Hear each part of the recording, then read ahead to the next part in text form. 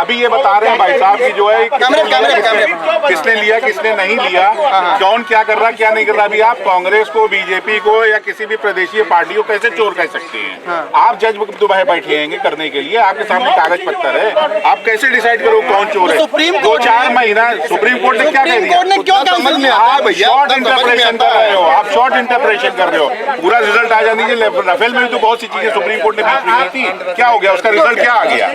उसका रिजल्ट तो यही है। मीडिया वाले कोई भी कानून नियम बनाता, कोई भी पब्लिक को नहीं जानेगा, लेकिन उजागर किया सुप्रीम कोर्ट ने। इस बात को जरा ध्यान रखिए, अगर इसमें गलतियां थी तो जो पार्टियां आज कह रही हैं कि इसमें गलत किया गया, उन पार्टियों ने उसी माध्यम से चंदा क्यों लिया? इसी समय उन्हें जो है एनालाइज कर लेना चाहिए था। क्या चंदा बीजेपी का नहीं? भैया भैया, अरे चंदा को लीगलाइज कर दिया है, उसमें क्या बुराई है? लीगलाइज क्या चंदा मेंबर कांग्रेस के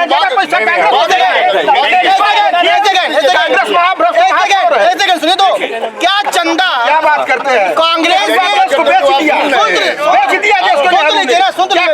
बताइए। सवाल तो सुनिए भैया। अरे क्वेश्चन सुनिए फिर जवाब। सवाल जवाब दीजिए, बाजी में बोलिए। सुनिए एक सवाल मुद्दा है इलेक्टोरल बॉन्ड का। क्या उसमें धांधली हुई? क्या करप्शन हुआ? क्या बीजेपी ने लोगों से चंदा लिया, उनको काम धंधा दिया? ये बीजेपी पर, सरकार पर लगातार आरोप लग रहे हैं। कोई आरोप नहीं। सवाल ये है, आरोप लग रहे हैं, लेकिन सवाल ये है कि चंदा की प्रक्रिया शुरू कब से हुई थी? नहीं, जो दूसरे लिए इलेक्ट्रॉनिक बॉन्ड से, वो क्या बिना धंधा के लिए? क्या तृणमूल नेता लिया? बीजेपी पर, मोदी पर क्यों आरोप लगाया जा रहा था? भाजपा खिलाफ भ्रष्टाचारी एक हो गए हैं। क्या आरोप लगाएंगे? इधर तो आइए, आप अंदर नहीं आएंगे।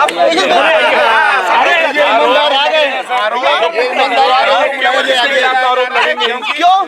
जो काम करता है उसी पे आरोप लगेगा, जो काम नहीं करेगा वो 70 साल खाएगा बैठ के, वो 70 इयर्स खाएगा बैठ के। तो आपके हिसाब से कि मोदी ने 10 सालों में काम किया है? नहीं किया, देश खड़ा कैसे? अब तब भी किया होता, खत्म हो गया। आपके हिसाब से खड़े ना हो रहे होते। आप जो विपक्ष आरोप लगा रहा है, चोर है विपक्ष, चोर है। देखिए, दर्द उन्हीं को होता है जिनके अंदर से सरकार और इस समय चोर मौसेरे भाई हैं। सबसे बड़ी चीज ये है कि इलेक्ट्रॉल बॉन्ड को लेकर जो भी आपकी समस्याएं हैं, लोगों के अंदर बहुत ज्यादा भ्रम की स्थिति है। पहले जो चंदा लिए जाते थे उनका कोई भी रिकॉर्ड नहीं रहता था। इलेक्ट्रॉल बॉन्ड आने से सब लोगों ने कितना चंदा दिया, ये ट्रांसपेरेंसी आई है। एक बार इलेक्टोरल बॉन्ड आने के बाद सुप्रीम कोर्ट का फैसला ये इलेक्ट्रॉल बॉन्ड आने वाला आया, ये नीति कौन लाया? ये नीति कौन लाया? बोलना चाहते हैं भाई, जिनको मोदी पसंद हो उनके घर में भगवान करे मोदी जैसा बेटा हो, जिनको राहुल पसंद उनके घर में राहुल जैसा बेटा हो। मतलब सेंटर बोलकर चले जाते हैं, जिनके घर में राहुल जैसा बेटा, मतलब राहुल गांधी कोई आतंकवादी है क्या? मैं राहुल गांधी का समर्थक बिल्कुल नहीं हूँ, लेकिन देश को संभालने के लिए भाई साहब कम सेंस क्या है? कम सेंस है। राहुल गांधी क्या है? राहुल गांधी में कम सेंस है। अभी आपको कुछ और बोला था। बड़ी पगला ही है और क्या? ऐसे कैसे ऐसे शब्दों बड़ी पोस्ट के हिसाब से अगर पीएम पद के लिए बात करेंगे तो पगले हैं, पीएम पद के लिए बात करेंगे तो पगले हैं, एकदम अपरिपक्व है, एकदम पगला है। पीएम पद बहुत गरिमामय पद होता है, रैलियों में लाखों लाख की भीड़ होती है, आप कैसे कर सकते हैं? लाखों लाख की भीड़, फर्जी भीड़ है, लाखों लाख की भीड़। भैया 500 लेकर के बहुत 500 लेकर पहुंच जाते हैं राजस्थान में। क्या एक बात और बताएंगे, देखिए वाले नहीं 500 लेकर राहुल गांधी प्रोफेसर से बात करो भाई। देखिए, मोदी के सामने अगर आप तगड़ा कंपटीटर उतारना है तो आप राहुल गांधी नहीं उतार सकते, क्योंकि राहुल गांधी और मोदी में कोई कंपैरिजन नहीं है। बुला रहे हैं क्या? भैया आप हम नहीं लाए, हम थोड़ी लाए। देखिए यहाँ पे एक तरफा बात, मुद्दा ये है इलेक्टोरल बॉन्ड में धांधली हुई कि नहीं हुई, आप बताइए। धांधली हुई, इलेक्टोरल बॉन्ड धांधली हुई। विपक्ष आरोप लगा रहा है कि चंदा लिए, धंधा दिए। हम यार हर अच्छे काम सब 2014 से पहले जो पैसा आता था उसका तो कोई हिसाब ही नहीं रहता था। इलेक्टोरल के बाद कम से कम जो पैसा आया है, किसके थ्रू आया है, कहाँ आया, सब तो सामने है। कहाँ धांधली दिखाई? तो क्या इलेक्टोरल बॉन्ड देश के सेहत के लिए सही सही था? नहीं तो क्या जो नंबर 2 का पैसा लेती थी कांग्रेस, अब तो जो पैसा आ रहा है बॉन्ड के थ्रू, बैंक के थ्रू आ रहा है ना, ऑडिटेड में अकाउंटेड है वो सारा आप देख लीजिए किसका पैसा आया हुआ है। और विपक्ष जो एक आरोप ये लगा आदेश के बाद ये चीज जारी हुआ है। विपक्ष जो ये आरोप लगा रहा है कि चंदा जो है बीजेपी के पास ज्यादा आया, भैया देखिए ऐसा मेरे आदेश है ही नहीं, आरोप है ही नहीं कि चंदा इसको ज्यादा मिला। आप ये बताइए, मेरी बात सुनिए पहले, ये लोग ना मुद्दों को बढ़ा देते हैं। मेरी बात सुनिए, पूरा एनालिसिस करके आइए, पूरी बात सुनिए, पूरी एनालिसिस करके पूरी बात सुनिए। चंदा बीजेपी के पास सबसे ज्यादा आ रहा है, लोगों का विपक्ष का आरोप है, मानता हूँ मैं, नहीं ऐसा है, ऐसा बोला जाए, लेकिन उसकी बहुत बड़ी वजह क्या है, बीजेपी सबसे ज्यादा राज्यों में शासन करने वाली सरकार है। तो मेरे पास अगर 10 दुकान होगी तो मेरे पास 10 दुकान, वर्ल्ड की सबसे बड़ी पार्टी है। इधर आइए बोलिए। अरे सुन लिया, नहीं तो कैमरे पर एकदम पब्लिश सुनेंगे आपको। अच्छा तो भाई देखिए ऐसा है, बीजेपी सबसे ज्यादा राज्यों में सरकार शासन कर रही है, तो उसके पास चंदा ज्यादा आ रहा है। जिनके पास राज्य में सरकार कम है वहाँ पे चंदा कम आएगा, बिल्कुल बेसिक सी बात है। और चंदा पे सवाल उठाने वाले ये कभी ना बोले, अगर देखा जाए 2014 के पहले देखिए भाजपा के बाद ज्यादा चंदा आया है 2014 के पहले। सीधी सी बात है, ये लोग ना मुद्दे को घुमा देते हैं। नहीं मुद्दा ये है नहीं कि किसको पास चंदा ज्यादा आया कम आया, सबका अपना अधिकार है। ये मुद्दा अभी लोग बोलते हैं, मुद्दा ये है ये लोग पहले सीबीआई और ईडी की रेड करवाते हैं, इनकम टैक्स का रेड कांग्रेस सीबीआई का नाम आप भूल गए। सरकार है, इंडिपेंडेंट एजेंसियां हैं, अपना काम कर रही हैं। आपके ऊपर भी महोदय और मोदी नाम नहीं, आंदोलन है, आंदोलन। इसी में इलेक्शन कमीशन में सब तो बीजेपी के ही 2 सदस्य चुनते हैं ना। महिला भी है, महिला। मेरा ये पूछना है, आपका नाम क्या है? मेरा नाम अर्चना अलावत है। और सवाल सुनिए, सवाल हमारा ये है कि सुप्रीम कोर्ट ने इलेक्टोरल बॉन्ड को कैंसिल किया, विपक्ष उस पर आरोप लगा रहा है कि बीजेपी ने चंदा लिया, धंधा दिया, इसमें क्या बोलेंगे आप? धंधा तो दिया ही नहीं, चंदा लिया है तो धंधा तो दिया ही नहीं है। किसको दिया? युवाओं को देख लो, क्यों भैया? कॉर्पोरेट कंपनियों को चंदा दिया। हमें इस बात से नहीं मतलब, हमारा मतलब ये है कि आपने अभी एक भैया जी ने कहा कि किसी के अगर राहुल जैसा लड़का चाहिए तो राहुल को वोट करो, और मोदी जैसा चाहिए तो मोदी जी को वोट करो। इससे नहीं, आपके घर में कैसा लड़का चाहिए वो पता होना चाहिए। बच्चों की क्या स्थिति है? बिल्कुल सही बात। कहीं नौकरी है कहीं नौकरी नहीं है। नौकरी मुक्त भारत है। नौकरी किसको कहते हैं सरकारी नौकरी बन रही है, उसको कोई दिक्कत नहीं, जीएसटी बर्बाद हो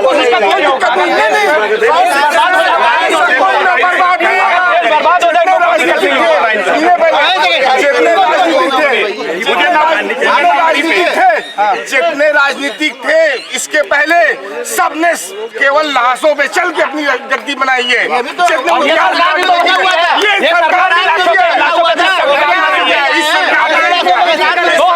बहुत बड़े दंगे कराए गए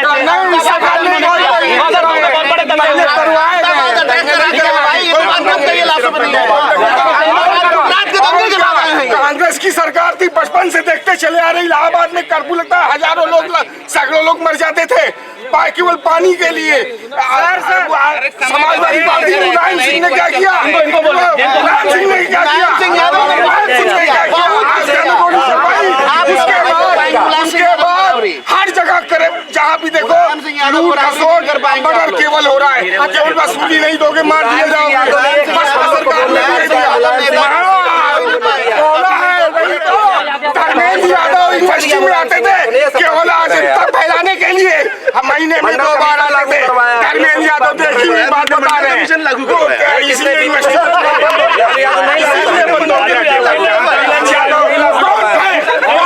समाजवादी पार्टी में समाजवादी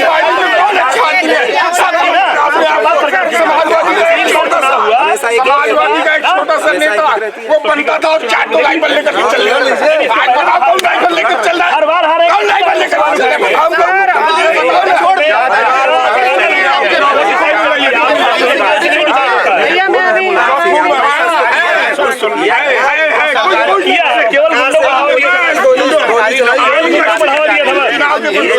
अरे बोलने दो यार। भैया भैया भैया भैया सारे युवाओं को भैया भैया 2 मिनट नहीं मिल सकती। लेकिन यह एकदम सरकार ने घटाया, इसको जवाब दीजिए। अरे अभी तो एवरीवन प्लीज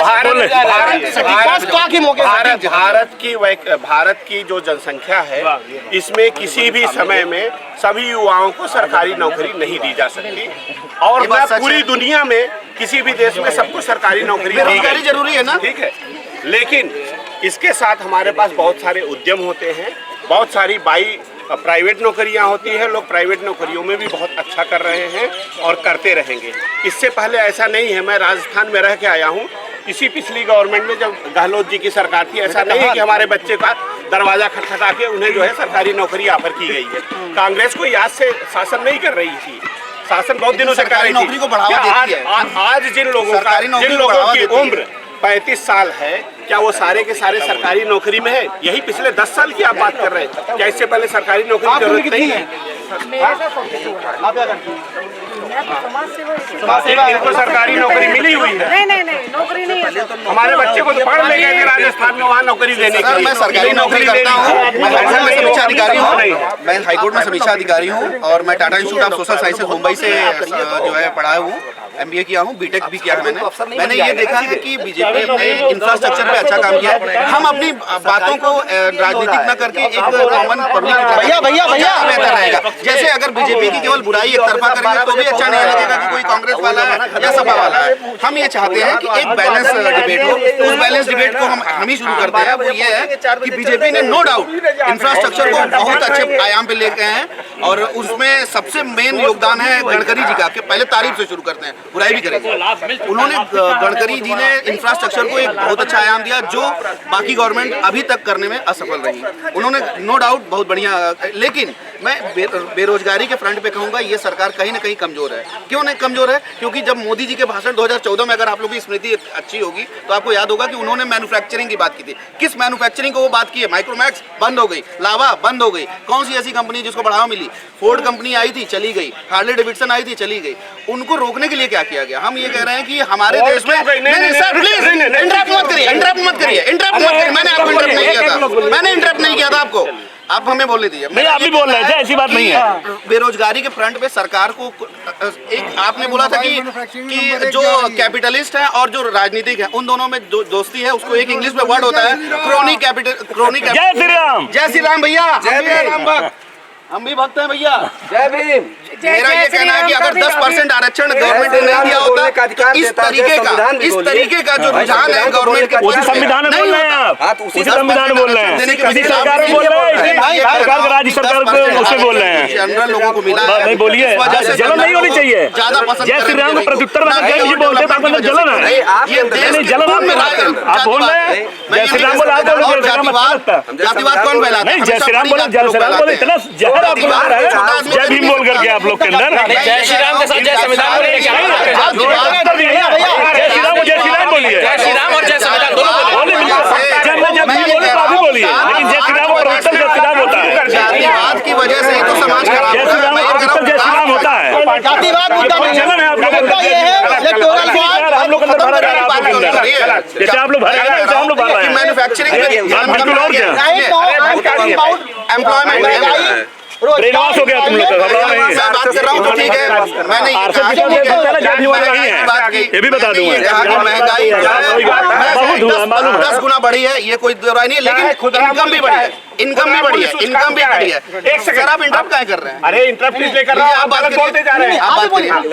मैं ये कह रहा हूँ कि महंगाई बढ़ी है, लेकिन मैं ये कह रहा हूँ इनकम भी बढ़ी है लोगों की, इसमें कोई दो राय नहीं है, सब कुछ अच्छा है। लेकिन मैं ये कह रहा हूँ सरकार को कहीं ना कहीं युवाओं के बारे में सोचना चाहिए, थोड़ा और इनकम करना चाहिए। दूसरी बात ये, सरकारी नौकरी के खिलाफ एक तरफा जिस तरह से सरकार की एक नियम एक तरह से आते हैं, तो ये भी अच्छा नहीं है कि सरकारी नौकरी वाले आपके देशद्रोही नहीं है। सरकारी नौकरी वाले सारे काम करते हैं, बहुत काम करते हैं, लेकिन ये है कि हम ये कह रहे हैं कि अगर सरकारी स्कूलों में अच्छी पढ़ाई नहीं हो रही है तो आपका DIOS क्या कर रहा है? इतनी बड़ी तनख्वाह ले रहा है, इतनी बड़ी करप्शन कर रहा है, क्यों नहीं आप पढ़ा रहे हैं?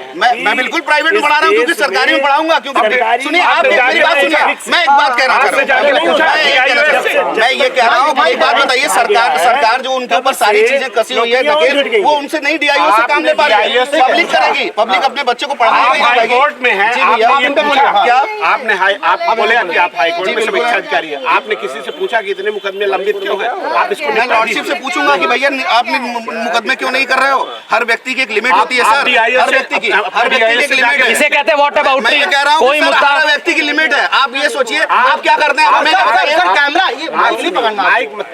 मेरा बस इतना कहना है, मेरा बस इतना कहना है कि अगर गवर्नमेंट को अभी युवाओं के प्रति और ज्यादा नरम रुख अख्तियार करना है, और ज्यादा रोजगार लाने की जरूरत है।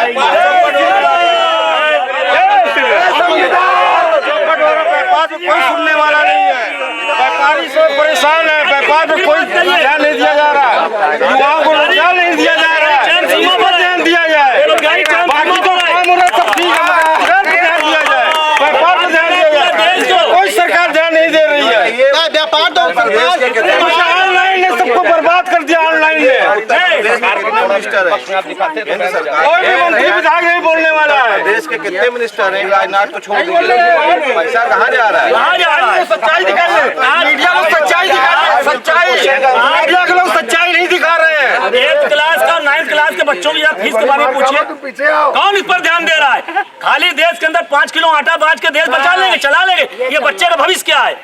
कहाँ है इसका भविष्य? इसको ढूंढिए, इसका भविष्य कहाँ है? इसका भविष्य को अंधकार में डाल दिया जा रहा है। मैं ये कहना चाहूँगा, पूरी शिक्षा महंगी हो गई, आदमी का इंफ्रास्ट्रक्चर मजबूत होता है। मेरा बस इतना कहना है कि प्राइवेट स्कूलों की मनमानी कौन रोकेगा? कौन रोकेगा? पब्लिक रोकेगी, सरकार कोई ऐसी रूल लाएगी कि जिससे हम ये कह रहे हैं कि सरकार का काम है, अगर हमसे टैक्स लेती है तो हमको शिक्षा दे। अगर शिक्षा नहीं दे पा रही है, क्योंकि वो शिक्षा जिस हिसाब से जिस तरह के स्कूल है उसमें कोई भी, हाँ एक मिनट मैं आ रहा हूँ, शिक्षा के बाद मेडिकल पे आऊंगा। मैं ये कह रहा हूँ शिक्षा अगर नहीं दे पा रही है, हम क्योंकि देख रहे हैं कि जो मौजूदा इंफ्रास्ट्रक्चर है उसमें शिक्षा उतनी अच्छी नहीं दे पाएगी, इसलिए जो कम से कम जो प्राइवेट शिक्षा अच्छी देगा उसको जेल भेज देंगे। केजरीवाल ने शिक्षा अच्छी दिया, उसने शिक्षा स्वास्थ्य